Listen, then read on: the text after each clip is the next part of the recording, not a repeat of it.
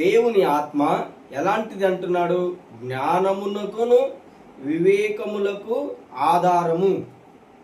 అదేవిధంగా దేవుని ఆత్మ ఆలోచన బలములకు ఆధారము. అదేవిధంగా తెలివి, అదేవిధంగా దేవుని యందలి భయభక్తులను పుట్టించేది.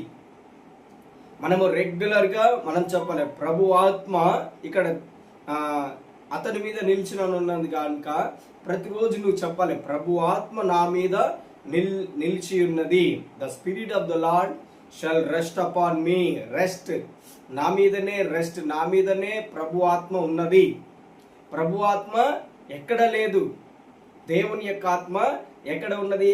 మనము నమ్మితే నీ మీదనే ప్రభు యొక్క ఆత్మ నిలిచి ఉంటది. యేసు ప్రభు ఏ విధంగానైతే లూకా సువార్త 4వ అధ్యాయం 18వ వచనంలో ఆయన ప్రభు ఆత్మ